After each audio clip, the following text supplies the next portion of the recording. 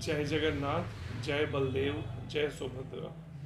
ये मुख्य रूप से जो प्रोग्राम है ये रथ यात्रा का, जगन्नाथ जी की रथ यात्रा का प्रोग्राम, ये विशेषकर जो उड़ीसा में जगन्नाथपुरी में भगवान जगन्नाथ जी की रथ यात्रा हर साल निकाली जाती है। इस बार जैसे 7 जुलाई को ये रथ यात्रा थी, ये उत्सव 7 दिन तक चलता है। उसी के अंदर ये रथ यात्रा कल 14 तारीख को यहाँ उधमपुर में भी निकाली जा रही है। तो सभी उधमपुर वासी और सभी भक्तों से हम निवेदन करेंगे, सभी इसमें भाग लें जगन्नाथ जी की रथ यात्रा में। जगन्नाथ का नाम का ही अर्थ है जो सारे जगत के नाथ हैं, सारे जगत के जो स्वामी हैं, और भगवान सभी जीवों पर कृपा करने के लिए इस कलयुग में इस स्वरूप को लेके भगवान कृष्ण जगन्नाथ जी के रूप में प्रकट हुए। बलदेव भगवान स्वयं बलराम भगवान का स्वरूप, और उनकी बहन सुभद्रा मैया का ये प्रोग्राम उत्सव जो निकाला जाता है, इस कलयुग के अंदर विशेषकर ये प्रथा सैकड़ों सालों से चली आ रही है। जिसमें उड़ीसा के जगन्नाथपुरी के एक राजापुर में हुए, जो भगवान कृष्ण के बड़े भक्त थे, श्री राजा इंद्रदुम्न। उन राजा इंद्रदुम्न जो भगवान के भक्त थे, भगवान ने उनको स्वप्न में दर्शन दिया और उनको कहा कि इस तरह से मैं इस बड़े बड़े वृक्षों के शहतीर, इनसे मैं प्रकट होऊंगा और समुद्र में तैरते हुए किनारे लगेंगे, प्रातःकाल तुम्हें दर्शन हो, उन्हीं से मैं प्रकट होऊंगा। और उसी से ये स्वरूप जगन्नाथ जी के, बलदेव भगवान और सुभद्रा माता के स्वरूप प्रकट हुए हैं।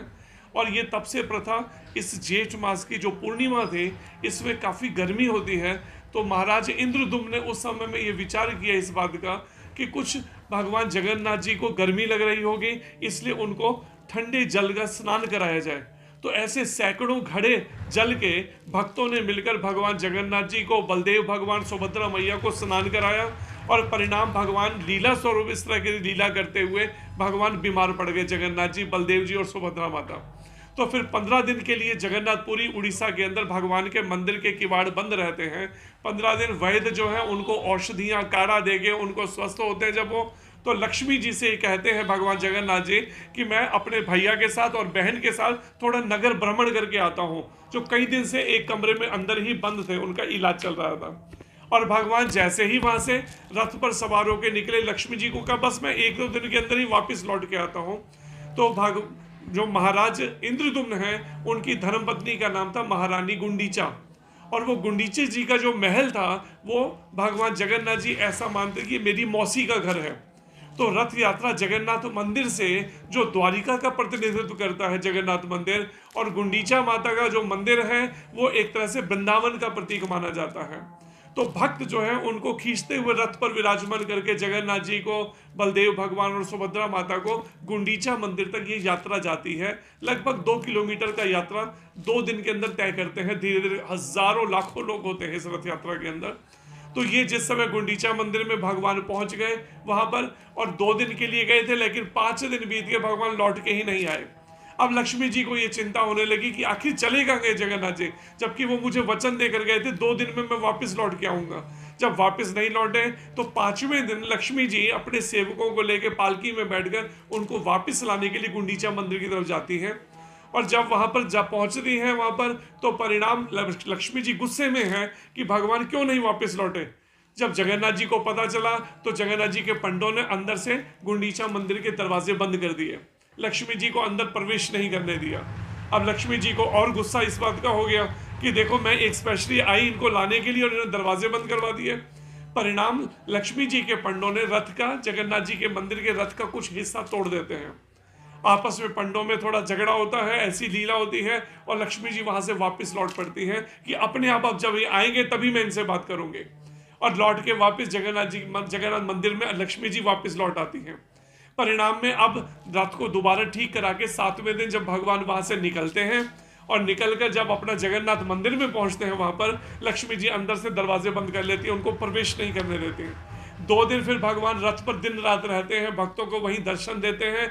फिर लक्ष्मी जी से माफी मांगते हैं अपन लेट होने की, तब जाके 10वें दिन भगवान सिंहासन पर विराजमान होते हैं। तो एक तरह से वही प्रथा के रूप में, और भगवान कृष्ण जिस समय वृंदावन से गए मथुर आगे द्वारिका के लिए, तो ब्रजवासियों को यह वचन दिया था एक बार मैं लौटकर वृंदावन जरूर आऊंगा।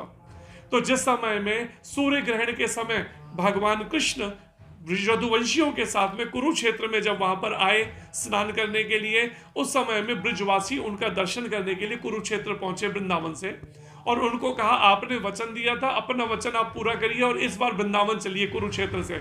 और एक तरह से ये भी इसके पीछे भावना भक्तों की रहती है, वो कुरुक्षेत्र से भगवान कृष्ण का रथ जो है उसको घोड़े खोलकर खुद घोड़े बन जाते हैं वो सब ब्रजवासी गोप बालक और गोपियां, और रथ को कुरुक्षेत्र से खींचते हुए वृंदावन लेकर जाते हैं। गुरुजी यात्रा की टाइमिंग 12 बजे के करीब, कल भगवान दोपहर को 12 बजे रथ पर विराजमान हो जाएंगे, उनको 56 भोग लगेगा, उसके बाद आरती होगी और फिर लगभग 2:30 बजे यहाँ से रथ यात्रा चल पड़ेगी, और वो यहाँ से होते हुए स्याला तालाब चबूतरा से होते हुए, गोल मार्केट से होते हुए, फिर सलाथिया चौक और फिर दोमेल से होते हुए फिर वापस यहाँ पर मंदिर में आएगी, और फिर यहाँ पर सभी भक्तों के लिए प्रसाद का अरेंजमेंट सभी का रहेगा। तो आप सभी उधमपुर वासियों को और सभी भक्तों से निवेदन है, सभी जगन्नाथ जी की रथ यात्रा में भाग लेकर भगवान की कृपा प्राप्त करें, जो भगवान सारे जगत के नाथ हैं। जय जगन्नाथ, जय बलदेव, जय सुभद्रा, जय सुदर्शन। हरे कृष्ण।